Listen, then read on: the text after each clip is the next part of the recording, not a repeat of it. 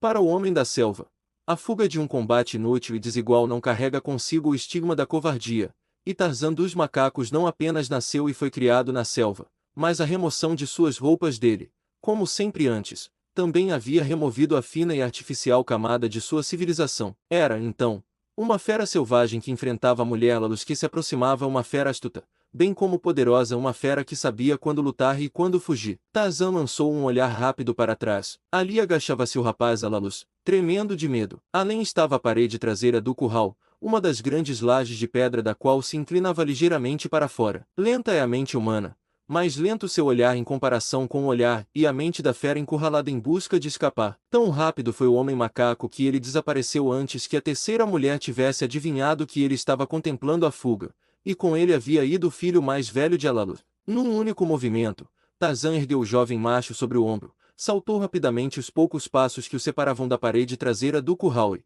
como um gato, correu pela superfície lisa da laje ligeiramente inclinada até que seus dedos se fecharam sobre o topo, puxando-se para cima sem um único olhar para trás, deixando o jovem cair no chão do lado oposto, seguindo tão rapidamente que ambos aterrissaram quase juntos. Em seguida, ele lançou um olhar ao redor. Pela primeira vez, ele viu o anfiteatro natural e as cavernas, diante de várias das quais mulheres ainda estavam agachadas. Logo escureceria. O sol estava se pondo atrás do cume das colinas ocidentais. Tarzan viu apenas uma via de escape e a abertura na extremidade inferior do anfiteatro, por onde a trilha descia para o vale e a floresta abaixo. Em direção a isso, ele correu, seguido pelo jovem. Atualmente, uma mulher, sentada em frente à entrada de sua caverna, o viu. Empunhando seu porrete, ela saltou para se levantar e iniciou a perseguição imediatamente. Atraídos por ela, outros e outros se juntaram à perseguição, até que 5 ou 6 deles trovejavam pela trilha. O jovem, apontando o caminho, correu rapidamente à frente do homem macaco,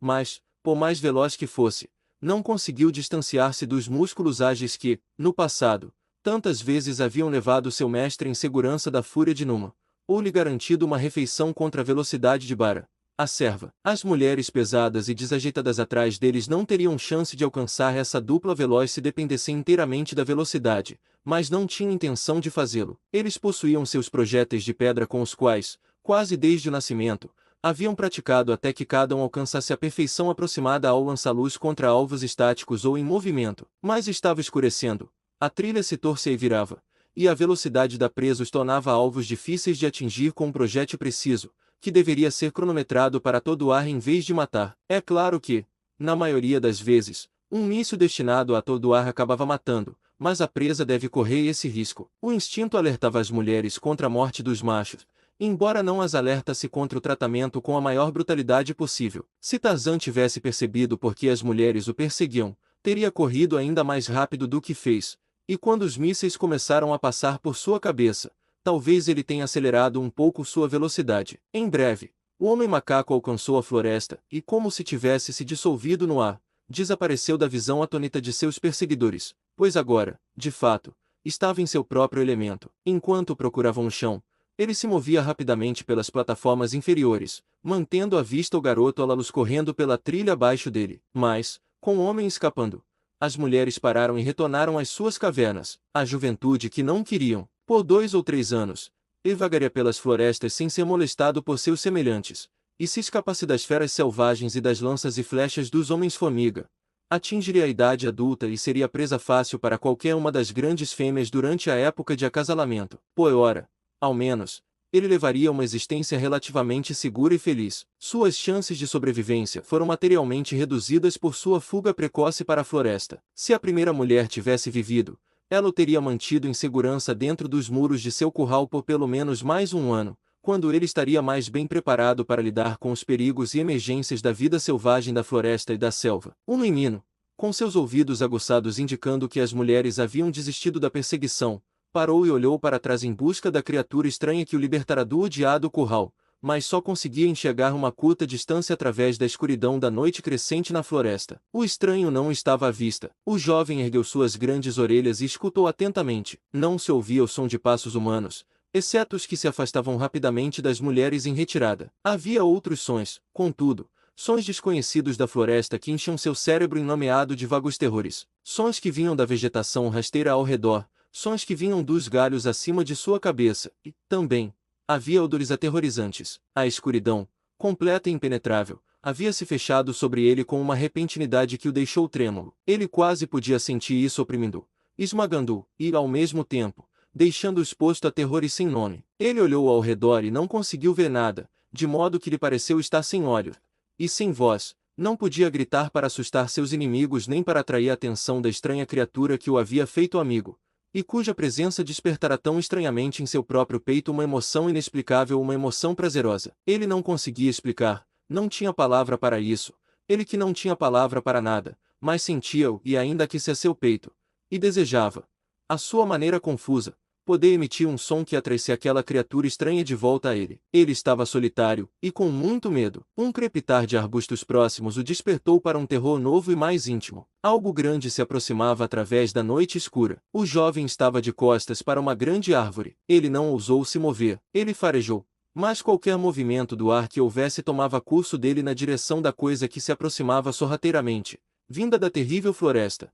E assim ele não pôde identificá-la, mas seu instinto lhe dizia que a criatura o havia identificado. Sem dúvida, estava se aproximando sorrateiramente para saltar sobre ele e devorá-lo. Ele nada sabia sobre leões, a menos que o instinto carregue consigo uma imagem das diversas criaturas das quais os habitantes da natureza selvagem instintivamente temem. Em toda a sua vida, ele nunca havia estado fora do curral da primeira mulher. Como seu povo não possui fala, sua mãe não poderia ter-lhe dito nada sobre o mundo exterior. No entanto, quando o leão rugiu, ele soube que era um leão. Esteban Miranda, agarrando firmemente o pulso da pequena, agachou-se na escuridão de outra floresta, a 32 quilômetros de distância, e tremeu quando as notas trovejantes de outro leão reverberaram pela selva. A garota sentiu o corpo do homem grande ao seu lado tremer e se voltou para ele com desprezo. "Você não é o demônio do rio", ela exclamou. "O senhor está com medo. Você nem mesmo é Tarzan, pois Camis, meu pai, me disse que Tarzan não tem medo de nada. Permita-me ir para que eu possa subir em uma árvore. Somente um covarde ou um tolo ficaria aqui paralisado de terror, esperando que o leão venha devorá-lo. Me solte, eu digo." E ela tentou soltar o pulso da sua mão. "Cale a boca", ele sibilou. "Deseja atrair o leão para nós." Mas suas palavras e lutas o haviam despertado de sua paralisia, e curvando-se, ele agarrou e a ergueu até que ela pudesse alcançar os galhos mais baixos da árvore sob a qual estavam. Em seguida,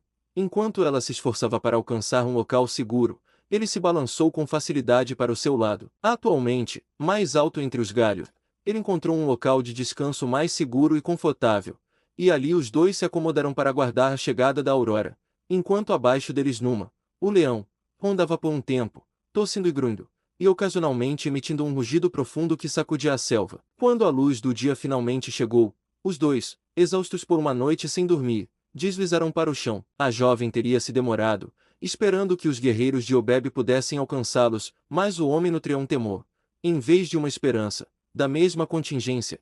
Portanto, era favorável a apressar-se o mais rapidamente possível, a fim de colocar a maior distância possível entre si e o chefe negro e canibal. Ele estava completamente perdido, sem a menor ideia de onde deveria procurar uma trilha razoavelmente boa para a costa, nem, no momento, se importava. Seu único desejo era escapar da recaptura por Obeb, e assim ele optou por se mover para o norte, mantendo sempre um olho aberto para qualquer indicação de uma trilha bem marcada em direção ao oeste. Eventualmente, esperava descobrir uma aldeia de nativos amigáveis que o auxiliariam em sua jornada em direção à costa, e assim os dois se moveram o mais rapidamente possível em direção ao norte, contornando a grande floresta de espinhos, ao longo da borda oriental da qual viajavam. O sol batia forte sobre o curral quente de Defasto Uman, que se encontrava deserto de vida. Apenas o cadáver de um jovem jazia estendido, onde havia caído na noite anterior. Um ponto surgiu no azul distante. Aumentou de tamanho à medida que se aproximava, até assumir a forma de um pássaro planando com facilidade sobre asas imóveis. Aproximava-se cada vez mais,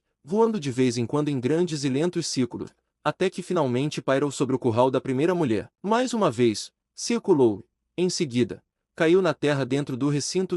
O abutre havia chegado. Dentro de uma hora, o corpo do jovem foi ocultado por um manto das grandes aves. Foram 2 dias de festa, e quando partiram, restaram apenas os ossos limpos e, enroscada no pescoço de uma das aves, uma corrente de ouro da qual pendia um medalhão cravejado de diamantes. Salutava com a bugiganga que balançava irritantemente sob ele quando voava e impedia seu progresso quando caminhava sobre o solo, mas ela estava enrolada 2 vezes em seu pescoço e ele não conseguia removê-la.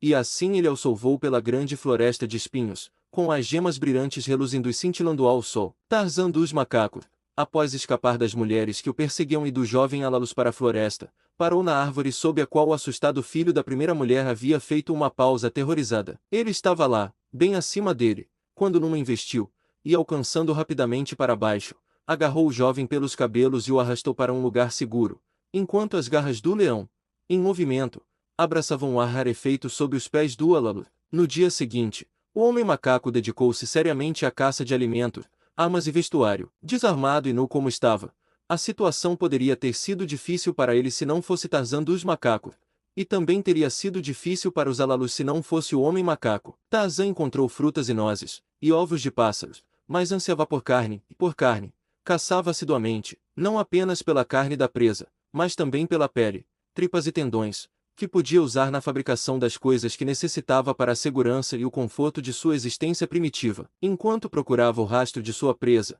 ele também procurava a madeira adequada para uma lança e para arco e flechas, e não foi difícil encontrá-las nesta floresta de árvores familiares. No entanto, o dia já estava quase no fim quando o vento suave, contra o qual ele vinha caçando, levou às suas narinas sensíveis o odor do rastro de Bara, a serva. Balançando-se em uma árvore, ele fez sinal para que o Alalus o seguisse, mas a criatura era tão inepta e desajeitada que Tarzan foi obrigado a arrastá-lo até um lugar entre os galhos, onde, por meio de sinais, tentou transmitir a ele o fato de que desejava que permanecesse ali, vigiando os materiais que o homem macaco havia coletado para suas armas, enquanto este último continuava a caça sozinho. Não tinha certeza de que os jovens o haviam compreendido, mas, ao menos, não o seguiram quando Tarzan se balançou silenciosamente pelos galhos da floresta, ao longo da trilha evasiva do ruminante, cujo odor era sempre traduzido ao filho adotivo de Kala, a gorila, como Bara, o veado, embora, na verdade, como quase sempre, o animal fosse um antílope. Mais fortes são as impressões da infância, e desde aquele dia distante em que se debruçara sobre a cartilha colorida do alfabeto na longínqua cabana de seu pai falecido, ao lado do poto abrigado na costa oeste, e aprenderá que, de servo, e admirar a imagem do belo animal, a coisa que mais se assemelhava a ele, com a qual estava familiarizado em sua vida diária, o antílope, tornou-se para ele então, e sempre permaneceu, Bara, o servo. Aproximar-se suficientemente de Bara para derrubá-lo com lança ou flecha exige astúcia e conhecimento da floresta muito além da capacidade limitada do homem civilizado. O caçador nativo perde com mais frequência do que vence neste jogo de inteligência e perspicácia. Tarzan, contudo, deve superá-los a ambos, e também o antílope, na agudez de suas faculdades perceptivas e na coordenação de mente e músculos, caso desejasse abater Bara apenas com as armas com as quais a natureza o havia dotado. Enquanto Tarzan se movia silenciosamente pela selva, guiado por suas narinas, na direção de Bara, a veada, a crescente intensidade do familiar odor o informava de que, não muito adiante, Bara se reunia em grande número, e a boca do selvagem homem-macaco se enchia d'água em antecipação ao banquete que o aguardava. E, à medida que a intensidade do odor aumentava, a grande fera avançava com mais cautela, movendo-se silenciosamente, uma sombra entre as sombras da floresta, até que chegou à beira de uma clareira onde viu uma dúzia de antílopes pastando. Agachado imóvel sobre um galho baixo, o homem-macaco observava os movimentos da manada, aguardando o momento em que um deles se aproximasse o suficiente das árvores circundantes para que pudesse desferir um ataque com alguma chance de sucesso. A espera paciente, muitas vezes hora após hora, para que a presa se exponha a uma morte mais certa, faz parte do grande jogo que os caçadores da natureza selvagem devem jogar. Um único movimento inoportuno ou descuidado pode fazer com que a presa tímida fuja para grande distância, de onde pode não retornar por dias. Para evitar isso, Tarzan permaneceu em imobilidade estatuária, aguardando a oportunidade de enviar uma das antílopes a uma distância de ataque. Enquanto esperava, chegou às suas narinas, fracamente, o cheiro de Numa, o leão. Tarzan franziu a testa. Ele estava a favor do vento de Bara e o leão não estava entre ele e o antílope. Portanto, deve estar a montante da pedreira e também dele, mas porque as narinas sensíveis dos herbívoros não haviam captado o cheiro de seu arqui-inimigo antes que ele chegasse ao homem-macaco. O fato de não terem captado era evidenciado por sua placidez enquanto pastavam contentes, suas caudas balançando e, ocasionalmente, uma cabeça erguida para olhar ao redor com as orelhas eretas, embora sem qualquer sintoma do terror que seguiria imediatamente a descoberta de Numa em suas proximidades. O homem-macaco concluiu que uma daquelas anomalias das correntes de ar, que tão frequentemente deixam uma bolsa de ar imóvel diretamente no caminho do fluxo, havia momentaneamente envolvido o antílope, isolando-o, por assim dizer, de seu entorno imediato. E enquanto ele refletia sobre essas coisas e desejava que Numa se afastasse, ficou chocado ao ouvir um súbito estrondo na mata do lado oposto da clareira, além dos antílopes, que imediatamente se mostraram alertas e prontos para a fuga. Quase simultaneamente, surgiu um jovem leão que, ao avistar o antílope, soltou um rugido terrível enquanto o atacava. Tarzan poderia ter arrancado os cabelos de raiva e decepção. A estupidez desastrada de um leão jovem o havia privado de sua carne e os ruminantes estavam se dispersando em todas as direções. O leão, investindo inutilmente, havia perdido sua própria carne e a de Tarzan também. Mas espere, o que era isto? Um cervo aterrorizado, cego a tudo, exceto ao único pensamento de escapar das garras do temível carnívoro, disparava diretamente para a árvore em que Tarzan estava sentado. Ao se aproximar, um corpo marrom e esguio surgiu da folhagem, com a cabeça à frente. Dedos de aço agarraram a garganta do cervo, enquanto dentes fortes se cravavam em seu pescoço. O peso do caçador selvagem levou a presa aos joelhos e, antes que ela pudesse se levantar rivamente, uma torção rápida com aquelas mãos poderosas torceu e quebrou seu pescoço. Sem olhar para trás, o homem macaco lançou a carcaça sobre o ombro e saltou para a árvore mais próxima. Ele não precisava perder tempo olhando para trás para saber o que Numa estaria fazendo, pois percebeu que havia saltado sobre Barabém diante dos olhos do rei das feras. Mal havia ele se posto em segurança quando o grande felino se abateu sobre o local onde ele estivera. Numa, perplexo, fugiu terrivelmente ao voltar a olhar para o homem macaco empoleirado acima dele. Tarzan sorriu. Filho de Dango, a hiena, zombou, passe fome até aprender a caçar.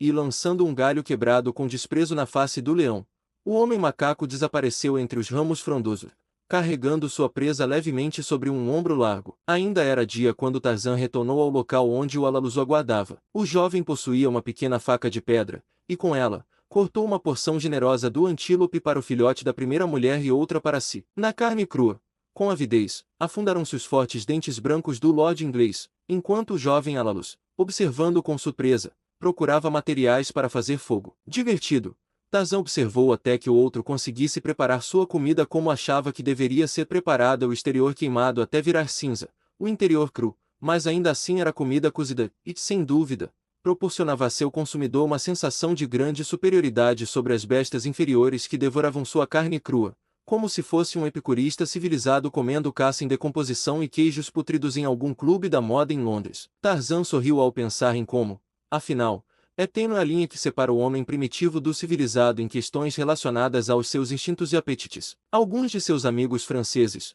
com os quais jantava em certa ocasião, ficaram horrorizados ao saber que, em comum com muitas tribos africanas e os macacos, ele comia lagartas, e expressaram seu horror entre garfadas de caracóis que degustavam com prazer no momento. O provinciano americano zomba dos franceses por comerem coxas de rã, enquanto mastiga a perna de um porco. Os esquimos consomem carne de baleia crua. Os amazônicos, tanto brancos quanto nativos, comem o conteúdo dos estômagos de papagaios e macacos, considerando os iguarias. O koala chinês não se importa com a forma como sua carne morreu, nem há quanto tempo.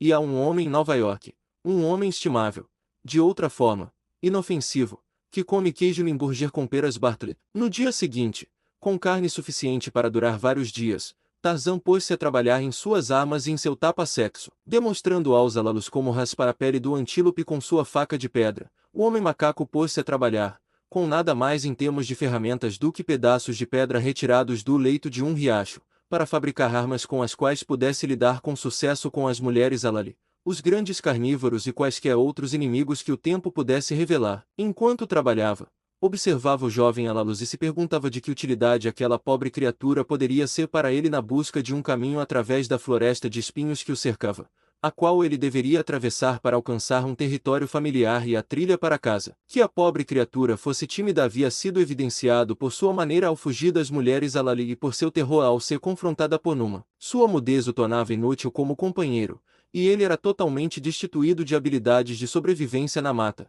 exceto por um certo tipo instintivo e rudimentar que não era de nenhuma utilidade para Tarzan. Mas havia se colocado ao seu lado durante a altercação no curral e, embora não pudesse ter sido de nenhuma ajuda a ele, conquistar o direito à sua consideração por seu ato. Ademais, era evidente, bastante evidente, que a criatura se afeiçoara a Tarzan e pretendia permanecer com ele. Uma ideia ocorreu a Tarzan enquanto trabalhava em suas armas e pensava nos Alalus. Ele faria armas semelhantes para o jovem e o ensinaria a usá-las. Ele havia percebido que as armas rústicas dos Alali não seriam páreo para alguém armado com arco e flechas, ou mesmo uma boa lança. Com precisão, não poderiam esperar lançar seus mísseis tão longe quanto um bom arqueiro poderia impulsionar sua flecha, e seus porretes eram inúteis diante de uma lança bem arremessada. Sim, ele fabricaria armas para o jovem e o treinaria em seu uso, e então ele poderia ser posto a serviço na caça, se necessário, na luta. Enquanto Tarzan dos macacos refletia sobre o assunto, Alalus parou repentinamente em seu trabalho e inclinou o ouvido rente ao chão. Em seguida, levantou a cabeça e voltou seus olhos para Tarzan, apontando para ele, para sua orelha e depois, para o chão. O homem macaco compreendeu que deveria escutar como o outro fizera, e ao fazê-lo, ouviu distintamente passos que se aproximavam, ressoando em uma trilha desgastada. Reunindo seus pertences, ele os carregou para o alto das árvores, até um esconderijo seguro com os restos de Bara, a serva, e então, retornando, ajudou o jovem a subir na árvore ao seu lado. Lentamente, o Alalus já se sentia mais à vontade nas árvores e conseguia se auxiliar em maior medida ao escalá-las, mas ainda era praticamente indefeso na avaliação de Tarzan. Os dois não tiveram que esperar muito antes que uma das terríveis mulheres do anfiteatro descesse pela trilha, e atrás dela, a 10 ou 15 passos, outra, e atrás da segunda, uma terceira. Não era frequente que viajassem assim, pois a sua era uma existência solitária, sendo os Alali quase desprovidos de instintos gregaios. No entanto, ocasionalmente partiam juntos para as suas caçadas, especialmente quando perseguiam alguma fera perigosa que havia invadido os seus direitos, ou quando, não conseguindo reunir homens suficientes da floresta durante a época de acasalamento, os infelizes se uniam para realizar uma incursão nos currais de uma tribo vizinha. Os três, caminhando desajeitadamente pela trilha, passaram diretamente sob a árvore de onde Tarzan e o jovem os observavam. As grandes orelhas planas batiam preguiçosamente, os olhos escuros vagavam de um lado para o outro, e de tempos em tempos, moviam rapidamente a pele em algumas partes de seus corpos, enquanto procuravam desalojar insetos incômodos. Os dois na árvore permaneceram imóveis enquanto as três mulheres brutas passavam pela trilha, desaparecendo de sua vista em uma curva da estrada florestal. Então, após um breve intervalo de escuta, desceram ao chão e retomaram seus trabalhos interrompidos. O homem macaco sorriu enquanto ponderava, despreocupadamente, os acontecimentos dos últimos minutos. Tarzan dos macacos, senhor da selva, escondendo-se entre as árvores para escapar à atenção de três mulheres. Mas que mulheres! Ele sabia pouco sobre eles ou seus costumes até então, mas o que sabia era suficiente para convencê-lo de que eram inimigos tão formidáveis quanto os que já havia encontrado e que, enquanto permanecesse desarmado, não teria chance contra seus grandes porretes e mísseis lançados com rapidez. Os dias passaram. O homem macaco e seu silencioso companheiro aperfeiçoaram as armas que lhes dariam alimento com mais facilidade, este último trabalhando mecanicamente, seguindo as instruções de seu mestre, até que finalmente chegou o momento em que Tarzan e o Alalus estavam totalmente equipados e, então, caçaram juntos. O homem treinando o jovem no uso do arco e da lança e da longa corda de grama que, desde a infância, havia formado uma característica única do armamento do homem macaco. Durante esses dias de caça, sobreveio ao jovem Alalus, de forma repentina, uma grande mudança. Era seu hábito deslizar furtivamente pela floresta, parando frequentemente para olhar para um lado e para outro, temeroso, aparentemente, de cada criatura que vagava pelas trilhas sombreadas. Seu único grande medo eram as fêmeas ferozes de sua espécie, mas, de repente, tudo isso mudou como por mágica. Lentamente, ele estava dominando o arco e a lança, com profundo interesse e um senso de admiração e respeito. Ele havia observado Tarzan bater muitos animais, grandes e pequenos, para obter alimento, e uma vez ele o viu matar Sabor, a leoa, com uma única estocada de sua grande lança, quando Sabor havia capturado o homem macaco em uma clareira muito distante do santuário de suas amadas árvores. E então chegou o seu dia. Ele e Tarzan estavam caçando quando o primeiro perturbou um pequeno rebanho de porcos selvagens, abatendo dois com suas flechas. Os demais dispersaram-se em todas as direções e um deles, um javali, avistando Alalus, investiu contra ele. O jovem estava inclinado a fugir, pois séculos de instinto herdado o impeliam à fuga. Sempre o macho Alalus fugia do perigo, e entre a fuga de animais carnívoros e de suas próprias mulheres, eles se tornaram muito velozes, tão velozes que nenhum inimigo perigoso poderia alcançá-los. Um homem Alalus só poderia ser capturado por meio de astúcia. Ele poderia ter escapado do javali pela fuga, e por um instante, esteve à beira de fugir, mas um pensamento repentino deteve sua mão que impunha a balança recuou como o homem macaco o havia ensinado. Em seguida, avançou com todo o peso de seu corpo por trás do arremesso. O javali vinha direto em sua direção. A lança atingiu a frente do ombro esquerdo e penetrou para baixo, atravessando o coração. Ota! O javali caiu morto. Uma nova expressão surgiu em seus olhos e se espalhou por seu semblante. Ele não mais exibia aquela expressão de caça, não mais se movia furtivamente pela floresta, lançando olhares temerosos de um lado para o outro. Agora, ele caminhava ereto, com ousadia e semblante destemido. E talvez, em vez de temer a aparição de uma mulher, ele até mesmo a cortejava. Ele era a personificação da masculinidade vingadora. Dentro dele, fermentavam incontáveis eras de tratamento desprezível e abuso nas mãos de suas fêmeas. Sem dúvida, ele jamais considerou a questão dessa forma, mas o fato permaneceu, e Tarzan percebeu que a primeira mulher infeliz o suficiente para se deparar com este jovem teria a surpresa de sua vida. E enquanto Tarzan e os Alalus vagavam pela estranha terra delimitada pela grande floresta de espinhos e o homem macaco procurava uma via de fuga, Esteban Miranda e a pequena, filha de Camis, o curandeiro, caminhavam pela borda externa da floresta em busca de uma trilha em direção ao oeste e à costa. Com devoção canina, o jovem Alalus se apegava a Tarzan. Este último havia dominado a linguagem de sinais rudimentar de seu protegido, proporcionando-lhes um meio de comunicação adequado para todas as suas necessidades. O primeiro, ganhando confiança com uma crescente familiaridade com suas novas armas, tornou-se mais independente,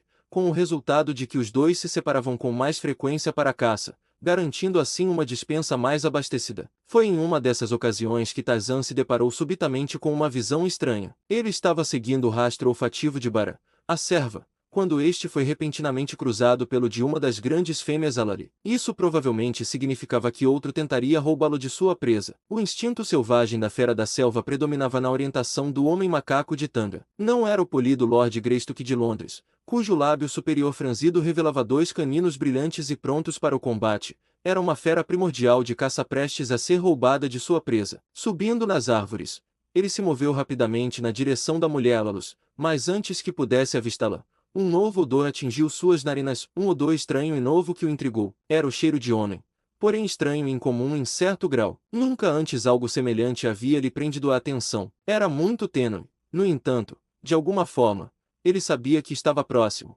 E então, à sua frente, ouviu vozes musicais e baixas, que chegavam fracamente aos seus ouvidos.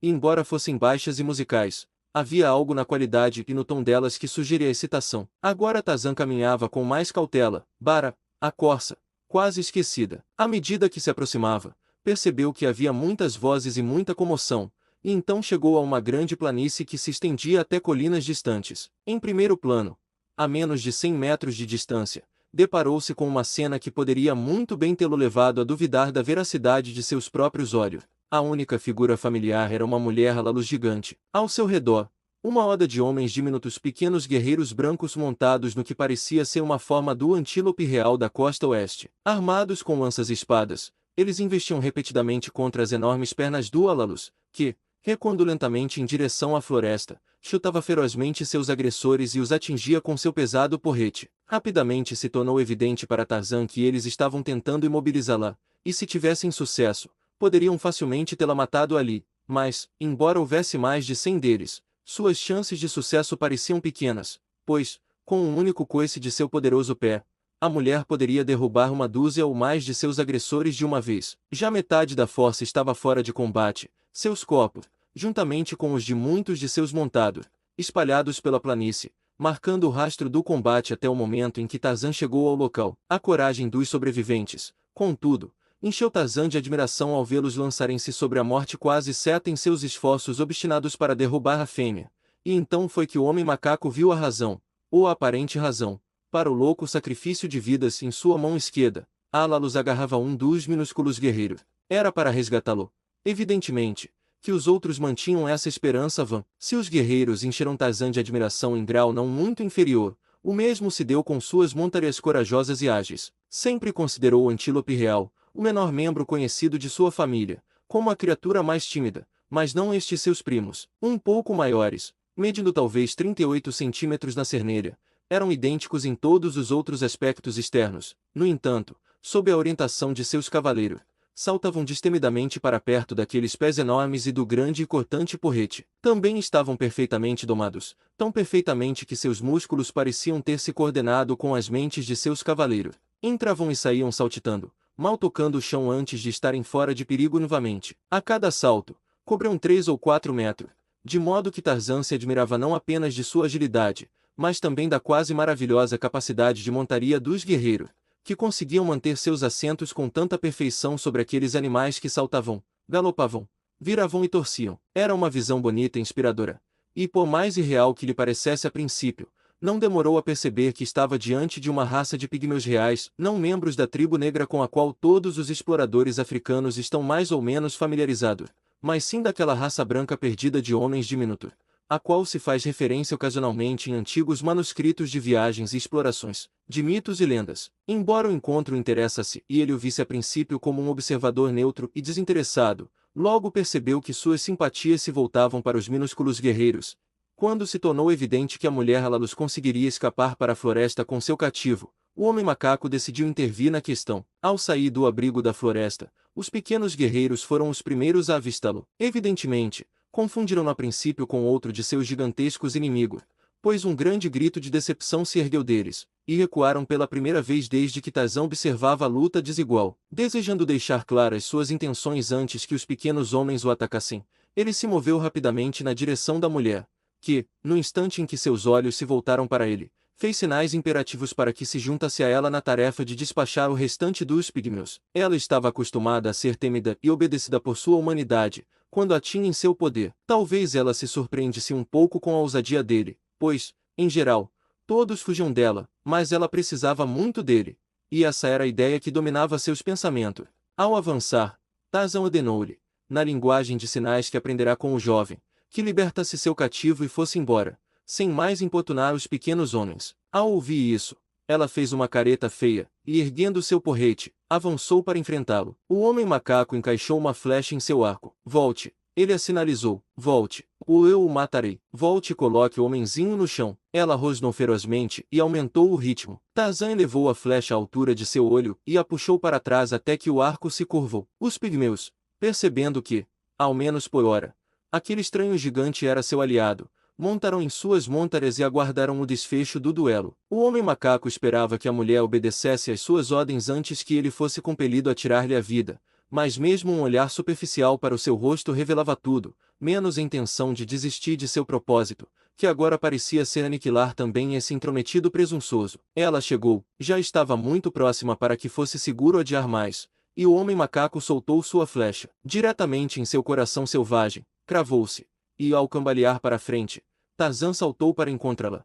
agarrando o guerreiro de suas mãos antes que ela pudesse cair sobre o pequeno corpo e esmagá-lo. Ao fazê-lo, os outros guerreiros, evidentemente confundindo suas intenções, avançaram com gritos estrondosos e brandindo armas, mas, antes que chegassem até ele, Tarzan colocou o homem resgatado no chão e o libertou. Instantaneamente, a atitude dos pigmeus que atacavam mudou novamente, e de gritos de guerra seus tons se transformaram em aclamações. Avançando a cavalo, eles pararam diante do guerreiro que Tarzan havia resgatado, e vários de seus companheiros saltaram de suas montaras e, ajoelhados, levaram sua mão aos lábios. Era evidente, então, para o homem macaco que ele havia resgatado alguém que ocupava uma posição elevada entre eles, talvez seu chefe, e agora ele se perguntava qual seria a atitude deles em relação a ele, enquanto, com um olhar de tolerância divertida em suas feições sombrias, ele os observava como alguém poderia observar as interessantes atividades de um enxame de formigas. Enquanto felicitavam seu companheiro por sua miraculosa fuga, Tarzan teve a oportunidade de inspecioná-los mais de perto. O mais alto deles media cerca de 18 polegadas de altura. Suas peles brancas estavam bronzeadas pela exposição a uma tonalidade um pouco mais escura que a sua própria, mas não havia dúvida de que eram homens brancos. Suas feições eram regulares e bem proporcionadas, de modo que, por qualquer padrão de nossa raça, seriam considerados bonitos. Havia, naturalmente, variações e exceções, mas, no geral, aqueles que ele via à sua frente eram homens de boa aparência. Todos tinham rostos lisos e parecia não haver homens muito idosos entre eles, enquanto aquele a quem Tarzan salvara da mulher Alalus era aparentemente mais jovem do que a média, e muito mais jovem do que aqueles que haviam desmontado para lhe prestar homenagem. Enquanto Tarzan os observava, o jovem pediu aos demais que se levantassem. Em seguida, dirigiu-lhes algumas palavras. Depois, voltou-se para o homem macaco e dirigiu-lhe suas observações, nenhuma das quais, é claro, Tarzan pôde entender. Por sua maneira, no entanto, ele deduziu que o outro estava agradecendo-lhe e possivelmente também perguntando sobre suas intenções futuras em relação a eles. Em resposta, o homem macaco esforçou-se para assegurá-los de que desejava sua amizade. A fim de enfatizar suas intenções pacíficas, ele abandonou suas armas e deu um passo em direção a eles, com os braços ligeiramente estendidos e as palmas das mãos abertas em sua direção. O jovem parecia compreender suas amigáveis investidas, pois também avançou, oferecendo sua mão a Tarzan. O homem macaco sabia que o outro queria que ele o beijasse, mas ele não o fez, preferindo assumir um papel de igualdade com o mais elevado deles. Em vez disso, ajoelhou-se sobre um joelho para alcançar mais facilmente a mão oferecida pelo pigmeu e, apertando delicadamente os minúsculos dedos, inclinou ligeiramente a cabeça em uma reverência formal que não continha qualquer sugestão de servilismo. O outro parecia satisfeito, retribuiu a reverência com igual dignidade, e em seguida, tentou transmitir ao homem macaco que ele e sua comitiva estavam prestes a cavalgar pela planície, convidando-o a acompanhá-los. Curioso para ver mais desses notáveis pequenos seres, Tarzan aceitou o convite sem hesitar. Antes de a comitiva partir, porém, dispersaram-se para recolher seus mortos e feridos e para pôr fim ao sofrimento de quaisquer antílopes feridos demais para viajar. Eles o fizeram com a espada relativamente longa e reta, que fazia parte do armamento de cada um. Suas lanças, eles as deixaram repousando em botas cilíndricas presas ao lado direito de suas celas. Quanto a outras armas, Tarzan não conseguiu descobrir nada além de uma pequena faca, portada em uma bainha no lado direito de cada guerreiro. A lâmina, semelhante à de uma espada ropera, era de 2 gumes, mas com apenas cerca de 4 centímetros de comprimento, e possuía uma ponta muito afiada. Tendo reunido os mortos e feridos, estes últimos foram examinados pelo jovem líder do grupo, que estava acompanhado pelos 5 ou 6 que se reuniram ao seu redor no momento em que Tarzan o libertou. Tarzan os considerou como seus tenentes, ou subchefes. Ele os viu questionar os feridos e, em 3 casos, cada um evidentemente sem esperança, o líder passou rapidamente sua espada pelos corações dos infelizes homens. Enquanto essa medida militar aparentemente cruel, mas inquestionavelmente sensata, era executada, o restante dos guerreiros, dirigidos por suboficiais, escavava uma longa trincheira ao lado dos mortos, que somavam 20, utilizando como ferramenta uma pá robusta, presa à sela que podia ser rapidamente encaixada na extremidade da lança. Os homens trabalharam com extrema rapidez e sob um plano que parecia abominar a perda de movimento, da qual houve o mínimo absoluto, até que, em um tempo incrivelmente curto, haviam escavado uma trincheira de 50 polegadas de comprimento, 18 polegadas de largura e 9 polegadas de profundidade, o equivalente a qual, para homens de tamanho normal, teria sido quase 17 pés de comprimento, 6 pés de largura e 3 pés de profundidade. Neles, eles empacotaram os mortos como sardinhas, em 2 camadas. Em seguida, eles removeram terra suficiente para preencher os interstícios entre os corpos e atingir o nível superior da camada, após o que pedras soltas foram roladas até que os corpos estivessem completamente cobertos por 5 centímetros de pedras. A terra restante da escavação foi então amontoada sobre tudo. Quando este trabalho foi concluído, o antílope solto havia sido capturado e os feridos amarrados às suas costas. Ao comando de seu líder, a tropa se formou com precisão militar. Uma equipe partiu à frente com os feridos, e instantes depois, o restante da tropa montou e seguiu viagem. O método de montagem de início da marcha era único, e despertava considerável interesse em Tarzan. Os guerreiros apeados estavam perfilados, voltados para o jovem líder montado, assim como os diversos oficiais que o acompanhavam. Cada guerreiro segurava a montaria pela rédea. O comandante fez um sinal rápido com a ponta erguida de sua espada. Não houve palavra de comando falada imediatamente após o qual ele abaixou a ponta rapidamente ao seu lado, ao mesmo tempo em que girava sua montaria, que saltou rapidamente na direção em que a tropa estava voltada, as montarias de seus oficiais girando com ele como se fossem acionadas por um único cérebro. E no mesmo instante a montaria de cada guerreiro alternado na linha saltou para a frente. Ao saltar, seu cavaleiro se balançou em sua sela, saltando para seu assento tão levemente quanto uma pena. No instante em que a primeira linha os ultrapassou, os antílopes da segunda linha saltaram em perseguição, seus cavaleiros montados como os demais antes deles, e com um segundo e mais longo salto, os intervalos foram fechados e toda a tropa correu para a frente em uma linha compacta. Foi uma evolução engenhosa e prática, que possibilitou colocar tropas montadas em movimento com a mesma rapidez das tropas a pé. Não havia a longa demora causada pela tomada de distância, montaria e fechamento de fileiras. Enquanto a tropa galopava, 10 guerreiros se destacaram do flanco esquerdo, e seguindo um dos oficiais que se separara do grupo do comandante da tropa, retornaram a Tarzan. Por meio de sinais, o oficial comunicou ao homem macaco a informação de que ele deveria seguir aquele grupo, que o guiaria até seu destino. Já o corpo principal estava distante, atravessando a planície aberta, com seus ágeis montados saltando até 5 ou 6 pés em um único impulso. Mesmo o ágil Tarzan não teria conseguido acompanhá-los. Enquanto o homem macaco se afastava sob a orientação do destacamento, seus pensamentos retornaram por um instante ao jovem Alalus que caçava sozinho na floresta atrás deles, mas ele logo o afastou de sua mente ao perceber que a criatura estava mais bem equipada para se defender do que qualquer um de sua espécie, e que, após sua visita ao país dos pigmeus, ele poderia, sem dúvida, retornar e encontrar o Alalus, caso assim o desejasse. Tarzan, acostumado à adversidade e a longas e rápidas marchas, adotou um trote que conseguia manter por horas a fio sem descanso, enquanto seus guias, trotando em seus elegantes cavalos, mantinham-se logo à sua frente. A planície era mais ondulada do que parecia da borda da floresta, com aqui e ali um agrupamento de árvores. A grama era abundante e havia ocasionalmente grupos das espécies maiores de antílopes pastando em intervalos. Ao avistarem os cavaleiros que se aproximavam e a figura comparativamente gigantesca de Tarzan, eles se dispersaram e fugiram. Após passarem por um rinoceronte, a comitiva fazendo apenas um ligeiro desvio para evitá-lo, e mais tarde, em um agrupamento de árvores, o líder deteve subitamente seu destacamento. Empunhando sua lança, avançou novamente com lentidão em direção a um arbusto, transmitindo ao mesmo tempo uma ordem a seus homens, que os fez se espalharem e cercarem a moita. Tarzan parou e observou o desenrolar dos acontecimentos. O vento soprava em sua direção, vindo do matagal, de modo que ele não conseguia determinar que tipo de criatura, se alguma, havia atraído a atenção do oficial, mas, logo depois, quando os guerreiros haviam cercado completamente os arbustos e aqueles do outro lado haviam galopado para dentro deles, com suas lanças empunhadas e prontas, ele ouviu um rosnado feio vindo do centro do matagal. Um instante depois, um gato selvagem africano saltou à vista, pulando diretamente em direção ao oficial, que esperava com a lança pronta para recebê-lo. O peso e o ímpeto da fera quase derrubaram o cavaleiro, cuja ponta da lança havia atingido o felino em cheio no peito. Houve algumas lutas espasmódicas antes da morte, durante as quais, se a lança tivesse quebrado, o homem teria sido gravemente ferido e talvez morto,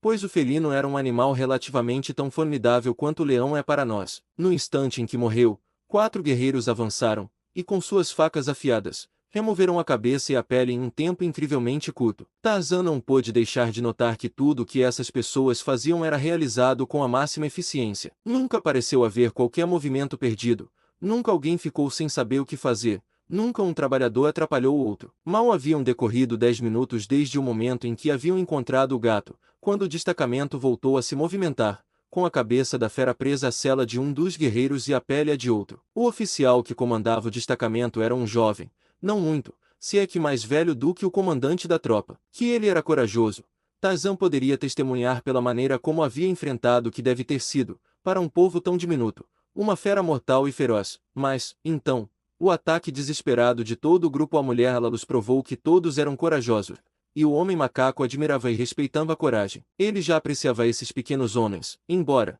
por vezes, ainda fosse difícil para ele aceitá-los como uma realidade, pois somos tão propensos a duvidar da possibilidade da existência de qualquer forma de vida com a qual não estejamos familiarizados por associação ou reputação confiável. Eles viajavam por quase 6 horas pela planície. O vento mudará e chegou às narinas de Tarzan, com clareza, o cheiro de bara, a serva, à frente. O homem macaco, que não havia provado alimento naquele dia, estava faminto, de modo que o odor da carne despertou todos os instintos selvagens fomentados por sua estranha criação. Avançando lado a lado com o líder do destacamento que o escoltava, ele sinalizou para que parassem. Então, da forma mais clara possível, através do meio comparativamente laborioso e nunca totalmente satisfatório de mais sinais, explicou que estava com fome, que havia carne à frente e que deveriam permanecer na retaguarda até que ele tivesse perseguido sua presa e feito a matança. Tendo o oficial compreendido e manifestado seu assentimento, Tarzan avançou furtivamente em direção a um pequeno grupo de árvores, além do qual seu olfato apurado lhe indicava a presença de várias antílopes. Atrás de Tarzan, seguia o destacamento, tão silenciosamente que nem mesmo os ouvidos aguçados do homem macaco os ouviram. Protegido pelas árvores, Tarzan avistou uma dúzia ou mais de antílopes pastando a uma curta distância, sendo o mais próximo a menos de 100 pés do pequeno bosque. Desembainhando seu arco e pegando uma mão cheia de flechas de sua aljava, o homem macaco moveu-se silenciosamente para a árvore mais próxima do antílope. O destacamento não estava muito atrás dele, embora tivesse parado no momento em que o oficial viu a caça que Tarzan estava perseguindo, para não assustá-la. Os pigmeus nada sabiam sobre arcos e flechas, e por isso observavam com profundo interesse cada movimento do homem macaco. Eles o viram preparar uma flecha em seu arco, puxá-la para trás e soltá-la quase toda em um único movimento, tão rápido era com essa arma, e viram o antílope saltar com o impacto do projétil, seguido em rápida sucessão por um segundo e um terceiro, e enquanto ele disparava seus dardos, Tarzan saltou para frente em perseguição à sua presa, mas não havia perigo de que ele a perdesse. Com a segunda flecha, o servo caiu de joelhos e, quando Tarzan chegou até ele, já estava morto. Os guerreiros que haviam seguido de perto Tarzan no instante em que não houve mais necessidade de cautela já cercavam o antílope, onde conversavam com muito mais entusiasmo do que Tarzan os vira demonstrar em qualquer ocasião anterior, seu interesse aparentemente centrado nos projéteis mortais que haviam derrubado o grande animal com tanta facilidade, pois para eles este antílope era tão grande quanto seria o maior elefante para nós, e quando notaram o olhar do homem macaco, sorriram, e esfregaram as palmas das mãos muito rapidamente com um movimento circular, um ato que Tarzan supôs ser uma forma de aplauso. Tendo retirado suas flechas e as devolvido ao seu aljava, Tarzan fez sinal ao líder do destacamento de que tomaria emprestado seu florete. Por um instante, o homem pareceu hesitar, e todos os seus companheiros o observaram atentamente, mas ele desembainhou a espada e a entregou ao homem macaco com a empunhadura para a frente. Se for comer carne crua enquanto ainda está quente, não se sangra a carcaça, nem Tarzan o fez nesta instância. Em vez disso, ele apenas cortou uma coxa traseira, fatiou o que queria e se pôs a devorá-la com voracidade. Os pequenos homens observaram seu ato com surpresa, não isenta de horror, e quando ele lhes ofereceu um pouco da carne, recusaram e se afastaram. Não era possível saber qual seria a reação deles, mas ele supôs que sentiam uma forte aversão ao consumo de carne crua. Mais tarde, ele viria a saber que a repulsa deles se devia ao fato de que, em toda a extensão de sua experiência, até então, as únicas criaturas que devoravam carne crua também devoravam os pigmeus. Quando, portanto, viram aquele gigante poderoso devorando a carne de sua presa crua, não puderam deixar de concluir que, caso ficasse faminto o suficiente, os comeria. Envolvendo parte da carne do antílope em sua própria pele, Tarzan prendeu as suas costas e o grupo retomou sua jornada. Os guerreiros agora pareciam perturbados e, enquanto conversavam em voz baixa, lançavam muitos olhares para trás, na direção do homem macaco. Eles não temiam por si mesmos, pois esses guerreiros dificilmente conheciam o significado do medo. A questão que lhes causava apreensão dizia respeito à prudência de liderar, entre seu povo, um devorador de carne crua tão colossal, que, em uma única refeição apressada, havia consumido o equivalente a um homem adulto. A tarde já se aproximava do fim quando Tarzan discerniu, na longínqua distância, o que pareciam ser um grupo de colinas simétricas em forma de domo, e mais tarde, ao se aproximarem delas, avistou um corpo de guerreiros montados galopando para encontrá-los. De sua maior altura, ele os avistou antes que os outros, e, atraindo a atenção do oficial, fez sinais para informá-lo de sua descoberta. Mas os guerreiros que se aproximavam estavam ocultos da visão de seus companheiros pelas irregularidades do terreno. Percebendo isso, Tarzan se abaixou e, antes que o oficial pudesse adivinhar sua intenção, reuniu o antílope e o cavaleiro gentilmente em suas mãos poderosas e os ergueu bem alto acima do chão. Por um instante, a consternação dominou os guerreiros restantes. Espadas brilharam e um grito de alerta surgiu, e até mesmo o corajoso pigmeu em seu apeto sacou sua própria arma diminuta, mas um sorriso do homem macaco tranquilizou a todos. E um instante depois o oficial viu por que Tarzan o havia erguido. Ele chamou os outros abaixo dele, e pelo comportamento deles e do homem que o segurava, o homem macaco deduziu que o grupo que se aproximava era composto por amigos de sua escolta. Poucos minutos depois, isso se confirmou, quando ele foi cercado por centenas de pigmeus, todos amigáveis, ansiosos e curiosos. Entre eles estava o líder a quem ele havia resgatado da mulher Alus, e a este ele cumprimentou com um aperto de mão. Uma consulta ocorreu entre o líder do destacamento que escoltara o homem macaco, o jovem comandante da tropa maior e vários guerreiros mais velhos. Pelas expressões em seus rostos e pelo tom de suas vozes, Tarzan julgou que o assunto era sério e que lhe dizia respeito, conforme pôde constatar pelos numerosos olhares que eram lançados em sua direção. Ele não poderia saber, no entanto, que o assunto de sua discussão era baseado no relatório do comandante da escolta, de que seu poderoso convidado era um comedor de carne crua e o consequente perigo de trazê-lo para perto de seu povo. O chefe entre eles, o jovem comandante,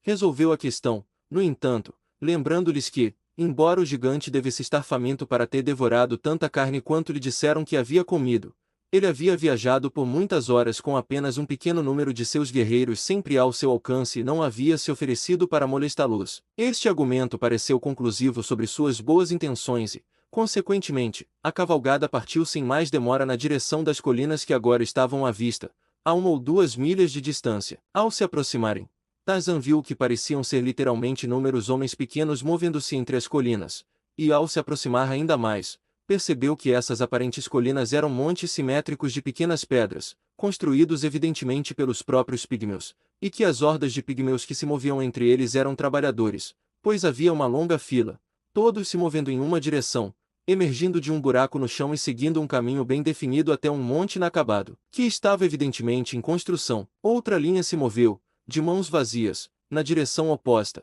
entrando no solo através de um segundo buraco, e sobre os flancos de cada linha em intervalos frequentes, marchavam guerreiros armados, enquanto outras linhas semelhantes de trabalhadores guardados entravam e saíam de aberturas em cada uma das outras estruturas em forma de cúpula, levando à mente do homem macaco uma sugestão de formigas trabalhando em torno de seus formigueiros. Ska, o abutre, alçou voo em círculos amplos e lentos, bem acima da margem direita do rio Gugu. Um medalhão pendente, cintilando sob a luz do sol, havia deixado de incomodá-lo durante o voo. Apenas ao pousar e caminhar sobre o solo é que se tornava um incômodo. Então, ele pisava nele e tropeçava, mas há muito tempo havia deixado de lutar contra ele, aceitando-o agora como um mal inevitável. Abaixo dele, ele logo avistou a forma imóvel e reclinada de Gorgo, o búfalo, cuja postura indicava que ele já era alimento adequado para a grande ave desceu, pousando em uma árvore próxima. Tudo estava bem, sem inimigos à vista. Satisfeito com isso, desceu voando até a fera caída. A quilômetros de distância,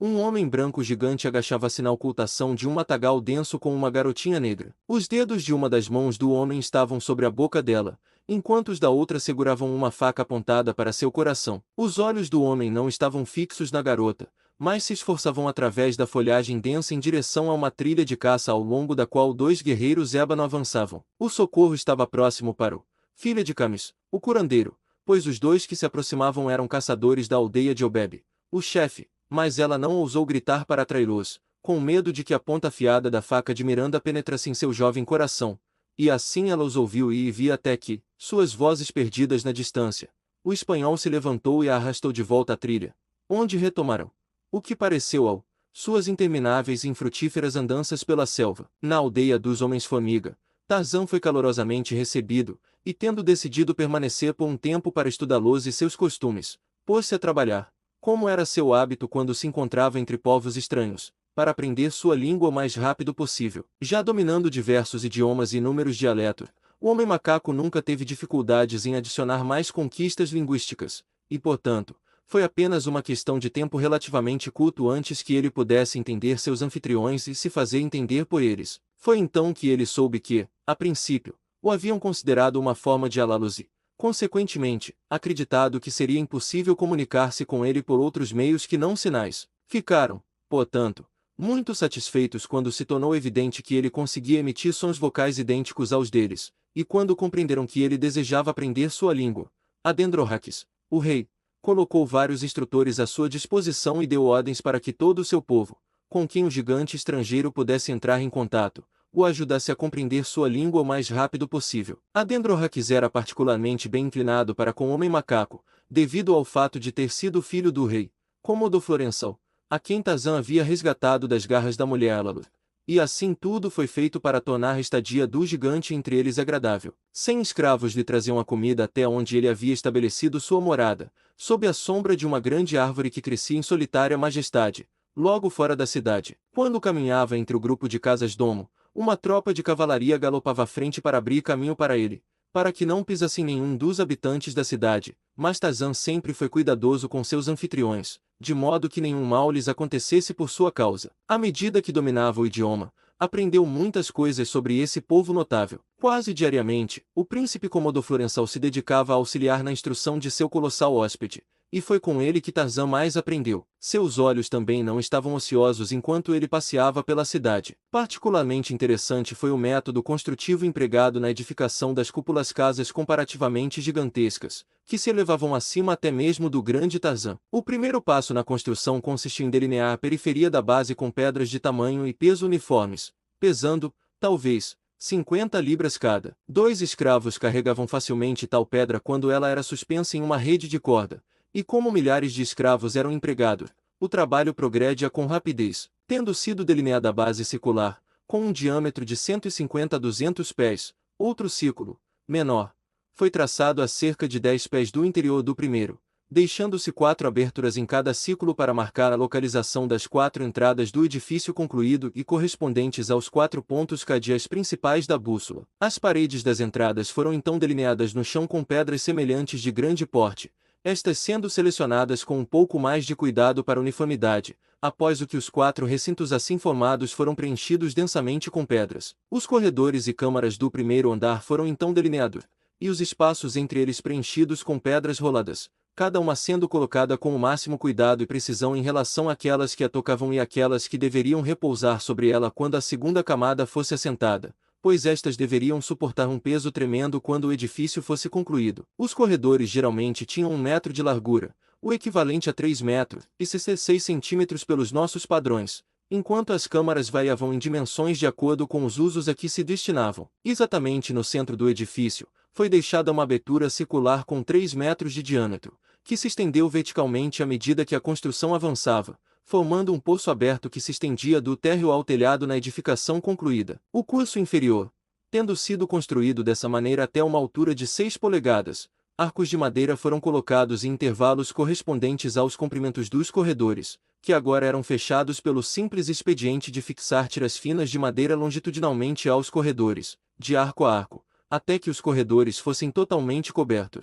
As ripas, ou tábuas, que se sobrepunham, eram fixadas no lugar por cavilhas de madeira, que eram inseridas através delas nas periférias das arcadas. À medida que este trabalho progredia, as paredes das diversas câmaras e a parede externa do edifício foram elevadas a uma altura de 24 polegadas, nivelando-as com os tetos dos corredores arqueados, e os espaços entre as câmaras e os corredores foram preenchidos com pedregulho, cujos interstícios foram preenchidos com pedras menores e cascalho. As vigas do teto foram então colocadas sobre as outras câmaras, utilizando-se madeiras de 6 polegadas quadradas, talhadas em madeira dura e resistente, e nas câmaras maiores estas foram ainda sustentadas, em intervalos, por colunas das mesmas dimensões e material. Com as vigas do teto no lugar, elas foram cobertas com tábuas bem ajustadas, fixadas por cavilhas. Os tetos das câmaras agora se projetavam 6 polegadas acima do curso circundante da estrutura, e nesse momento, centenas de caldeirões foram trazidos, nos quais um asfalto bruto foi aquecido até se tornar líquido e os interstícios do curso seguinte de 6 polegadas foram preenchidos com ele, elevando todo o curso concluído ao mesmo nível, a uma altura de 30 polegadas, sobre o qual foi assentado um segundo curso de 6 polegadas de rocha e asfalto, e o segundo andar foi delineado, concluído de maneira semelhante. O Palácio de Adendrohaques, construído dessa forma, possuía 220 pés de diâmetro e 110 pés de altura, com 36 andares capazes de abrigar 80.000 pessoas, um verdadeiro formigueiro de humanidade. A cidade consistia em 10 cúpulas semelhantes, embora cada uma ligeiramente menor que a do rei, abrigando um total de 500.000 pessoas, 2/3 das quais eram escravos. Estes, em sua maior parte, eram os artesãos e servos pessoais da classe dominante. Outros 500.000 escravos, os trabalhadores não qualificados da cidade, habitavam as câmaras subterrâneas das pedreiras de onde se obtinha o material de construção. As passagens e câmaras destas minas foram cuidadosamente escoradas e madeiradas à medida que o trabalho progredia, resultando em aposentos bastante espaçosos e confortáveis para os escravos,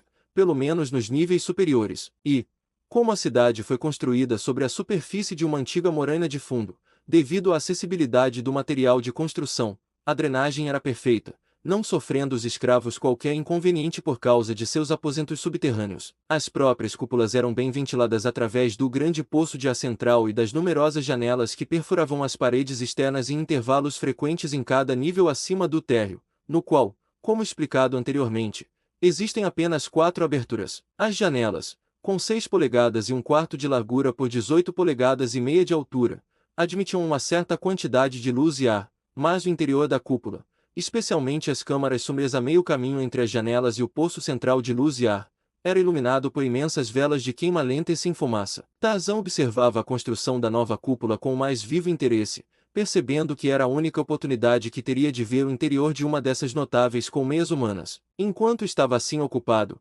Cômodo Florençal e seus amigos se apressaram em iniciá-lo nos mistérios de sua língua, e, enquanto aprendia a língua de seus anfitriões, aprendeu muitas outras coisas interessantes sobre eles. Os escravos, descobriu ele, eram prisioneiros de guerra ou descendentes de prisioneiros de guerra. Alguns estiveram em cativeiro por tantas gerações que todo vestígio de sua origem se perdeu, e eles se consideravam cidadãos de Tornadômaco, a cidade do rei Adendrohaques, tanto quanto qualquer